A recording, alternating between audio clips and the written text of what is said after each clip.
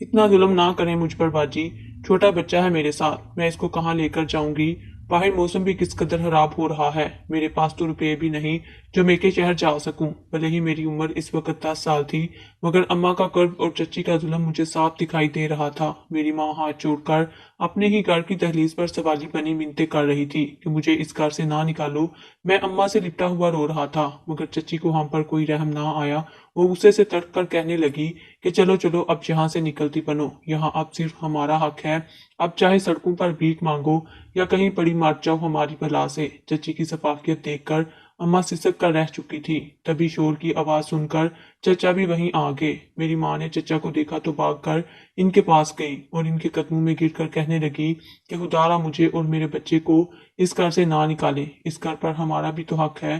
ساری زندگی محنت مزدوریاں کر کے میرا شوہر اس مقام تک پہنچا تھا اور آپ نے ایک پل میں ساری جائیداد اپنے قابو میں کر دی۔ میری تو عدت بھی پوری نہیں ہوئی، مجھے کچھ وقت کے لیے تو یہاں رہنے دے۔ میری ماں چچا کے پیروں میں گری ہوئی گڑ گڑا رہی تھی، مگر چچا مغرور لہجے میں بولا، آفتاب میرا بھائی تھا اور بھائی کی جائیداد پر بھائی کا ہی حق ہوتا ہے، اور ویسے بھی آفتاب نے اپنی زندگی میں ہی یہ گھر میرے نام کر دیا تھا، جس کے کاغذات میں تم لوگوں کو دکھا چکا ہوں۔ اس کا جوتے بنانے کا کارخانہ بھی میرے نام ہو چکا ہے، اب میں کیوں کر تم لوگوں کو اس میں حصے دار ٹھہراؤں؟ چچا کی بات سن کر اماں روتے ہوئے تھوڑا غصے میں آئی تھی اور پھر کہنے لگی، آفتاب ایسا کبھی بھی نہیں کر سکتا، اس نے تو زندگی بھر آپ لوگوں کی شکل نہیں دیکھی، نہ ہی آپ لوگ ان کی بیماری سن کر ملنے آئے، مگر جیسے ہی میرا شوہر مرا تو پیسوں کی خاطر اس گھر اور دولت کو ہڑپنے کے لیے چلے آئے، مجھے کمزور سمجھ کر مجھ پر حاوی ہو گئے۔ میری ماں چچا سے اونچی آواز میں بول چکی تھی، چچا کو غصہ آ گیا اور ایک سناٹے دار تھپڑ اماں کے منہ پر مار دیا۔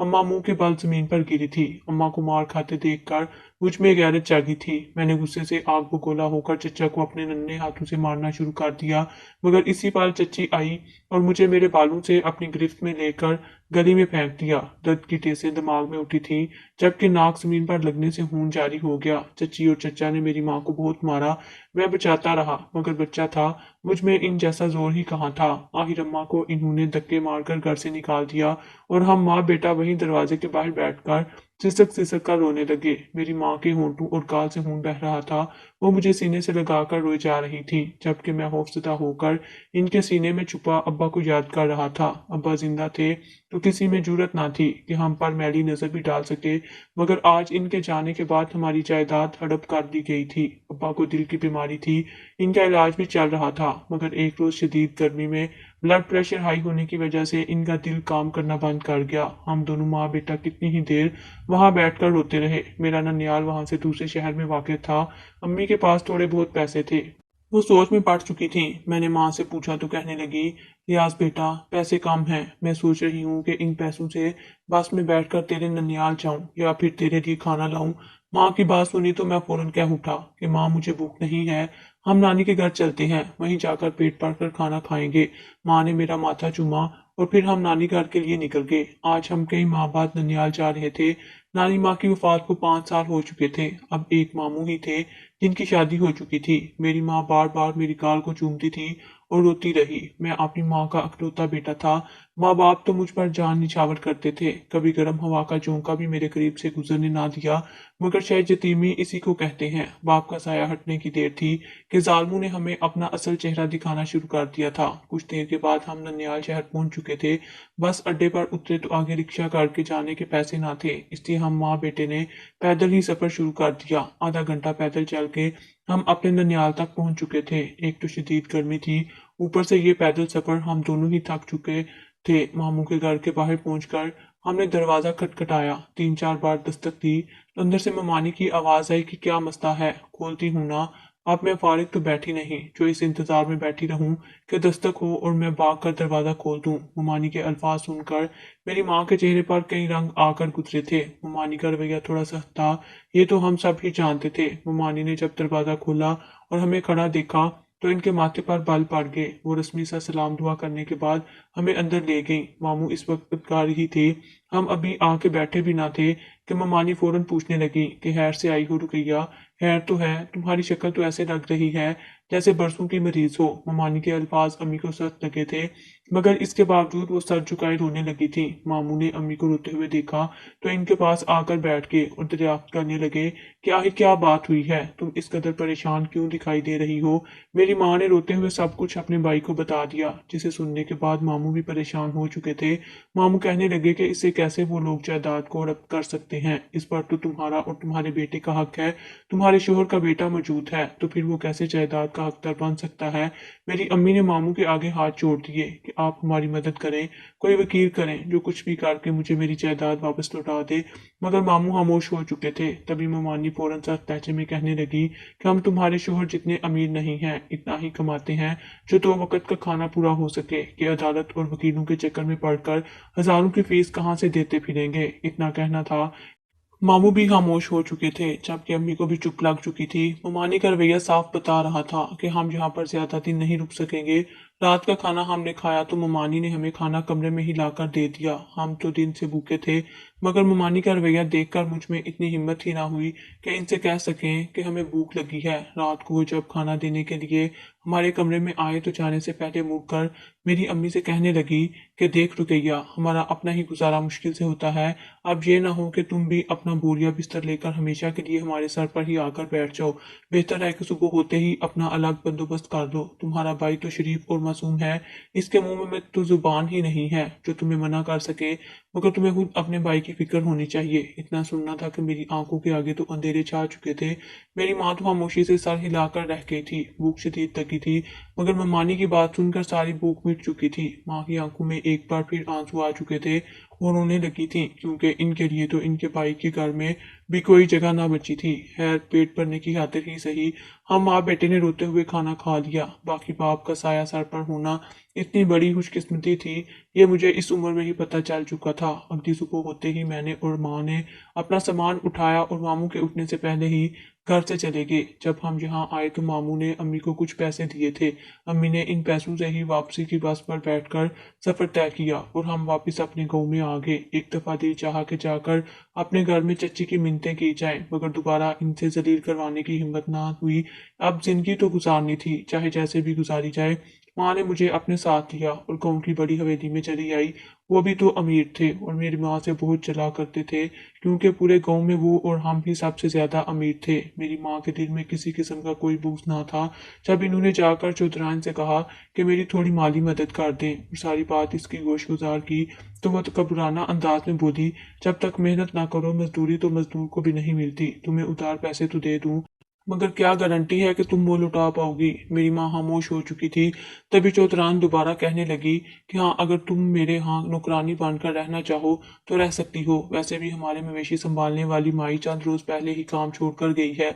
मैं माँ का चेहरा देखता रह गया, जो एक ही पल में सुर्ख हो चुका था। मगर जब्त की इंतहा थी कि माँ ने फौरन सर झुकाकर कहा कि मैं ये काम करने के लिए तैयार हूँ। चौधराइन ने इसी दिन से माँ पर काम का बोझ डाल दिया और वो जानवरों का सारा काम माँ से करवाने लगी। माँ को ऐसे देखकर और चौधराइन की झिड़कें खाता देखकर मैं अंदर ही अंदर सोच चुका था कि अपनी माँ को इसका मुकाम वापस जरूर दिलाकर रहूंगा।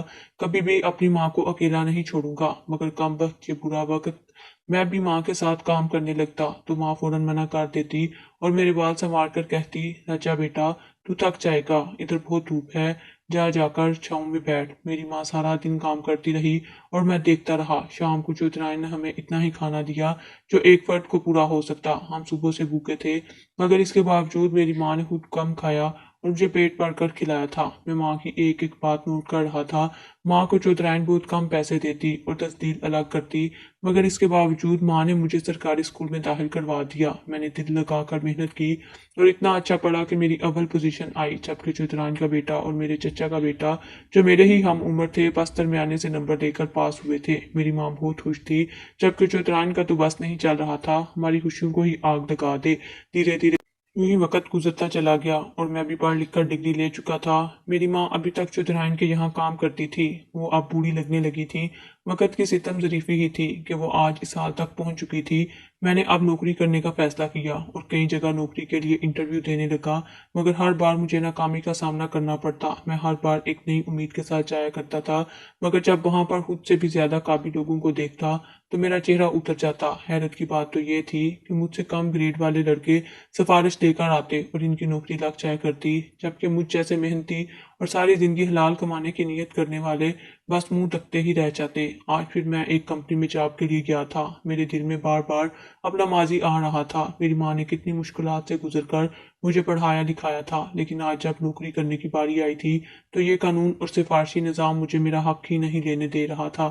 میں انٹرویو دے کر آیا تو میرے بعد آنے والا لڑکا سفارش لے کر آیا تھا۔ اس نے اندر جاتے ہی 2 منٹ کے بعد باہر قدم رکھا۔ اس کے چہرے کا سکون بتا رہا تھا کہ رشوت نے اپنا کام دکھا دیا ہے۔ میں ایک بار پھر نا امید ہوتا واپس حویلی آیا تو یہ دیکھ کر میرے ہوش اڑ گئے کہ چودھرائن میری ماں کو بہت زیادہ مار رہی ہے۔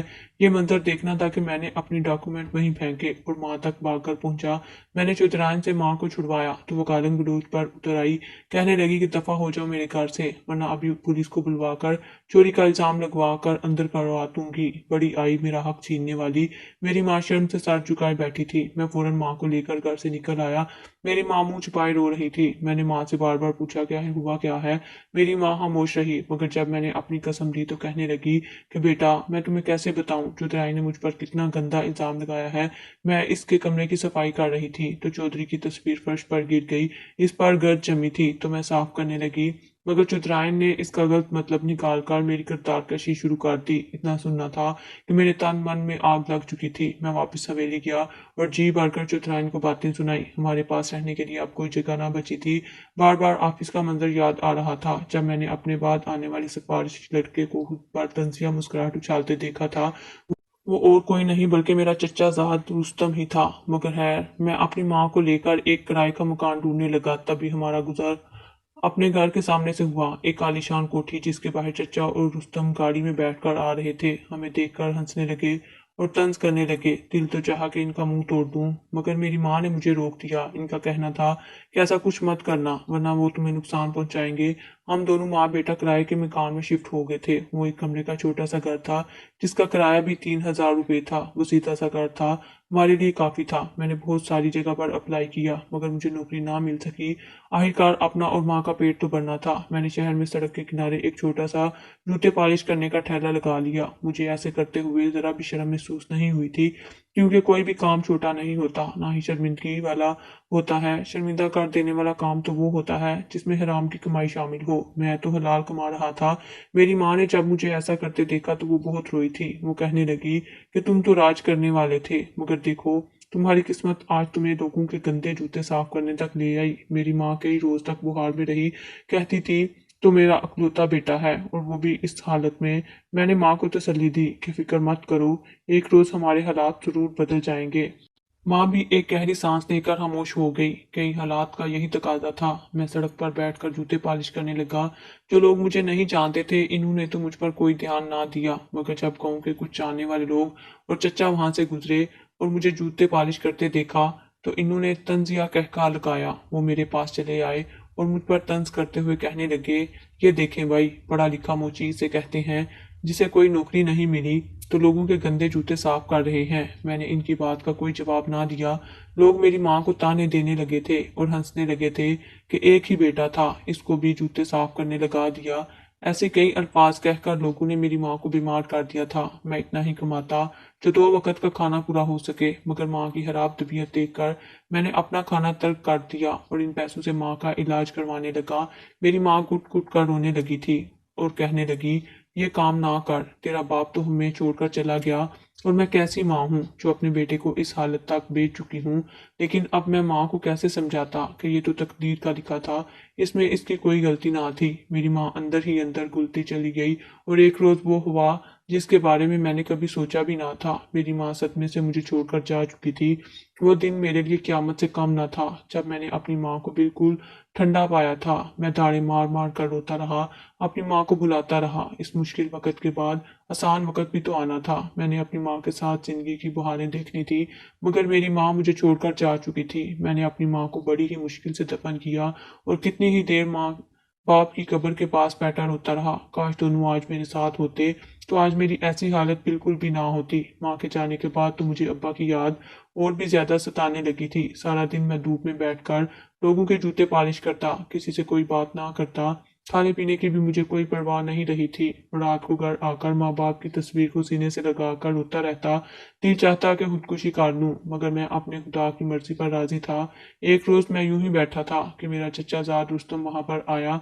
अपनी बड़ी सी गाड़ी से उतरा और सड़क के किनारे पड़े हुए गोबर पर जानबूझ के पाँव रखकर मेरे पास आया। मैं इसकी ये हरकत देख रहा था। मेरे पास आकर कहने लगा कि लो मोची, मेरा जूता साफ करो, जरा सी भी गंदगी मौजूद ना रहे। मैं इसका ये अंदाज जानता था, वो मेरी तस्दीक करना चाहता है, मगर मैं तो अज़ल से सब्र करता आया था, आज भी कर गया। खामोशी से इसका जूता साफ कर दिया। वो बार बार अपना पाँव झटक कर मेरे कपड़े गंदे कर रहा था, मगर मैं सब्र का दामन थामे रखे हुए खामोशी से बैठा रहा। कुछ देर बाद इसने मुझ पर तंज करना शुरू कर दिए। वो मेरी गुर्बत को निशाने में लेकर मुझे बात सुनाने लगा, मगर मैंने सिवाय गहरी सांस के कुछ भी ना कहा। वो जा चुका था। मैं यूं ही सोच में बैठा था कि अचानक मेरे सामने एक गाड़ी ट्रक से टकरा कर रुकी। लोग डर के मारे भागने लगे थे, जबकि गाड़ी में एक बड़ा बिजनेसमैन था जो गाड़ी से बाहर आकर गिरा था। लोग खौफ के मारे इसके करीब नहीं जा रहे थे कि कहीं पुलिस केस ना बन जाए, मगर इंसानियत के नाते ही सही मैंने अपना काम वहीं छोड़ा और शख्स को उठाकर एम्बुलेंस बुलाते हुए अस्पताल ले गया। इसका इलाज शुरू हो चुका था। दिमाग पर गहरी चोटें आई थीं, बाकी कोई खतरे की बात नहीं थी।